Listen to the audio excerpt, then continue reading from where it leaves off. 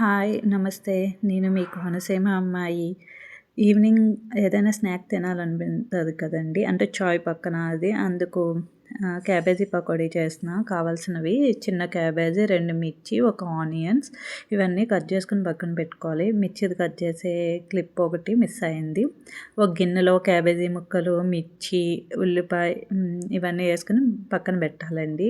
అల్లం వెల్లుల్లి పేస్ట్ కూడా అప్పటికప్పుడు దంచింది బాగుంటుందని చెప్పి అప్పుడే దంచాం.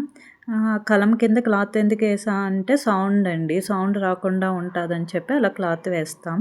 శనగపిండి ఇవన్నీ ఇప్పుడు దంచేసి పక్కన పెట్టాక శనగపిండి కొద్దిగా శనగపిండి వేసుకొని కలుపుకుంటూ దాంట్లో జీలకర్ర, వాము ఒకటి వేయలేదు, జీలకర్ర, పసుపు, కారం, ఉప్పు తగినంత కొద్దిగా మనకి టేస్ట్‌కి తగ్గ అన్నీ వేసుకొని కరివేపాకు పొడి అని చెప్పాను కదా, అది కూడా వేసుకోవాలండి. అల్లం వెల్లుల్లి పేస్ట్ ఇవన్నీ వేసుకొని కలుపుకోవాలి. కలిపిన తర్వాత వాటర్ వేసుకొని అప్పుడు మళ్ళీ వేరేగా కలపాలి.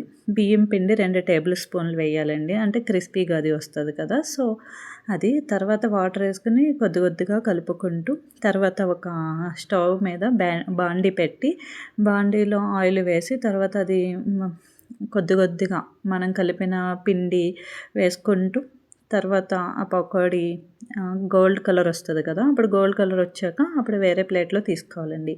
నా చిన్న యూట్యూబ్ ఛానల్ని subscribe and like, share, comment చేయండి. ఏమన్నా తప్పు చేసుంటే నాకు కామెంట్ రూపంలో చెప్పండి. అలా అని చెప్పి పిచ్చి పిచ్చిగా కామెంట్లు చేయొద్దు, ముందే చెప్తున్నా. థ్యాంక్స్ అండి.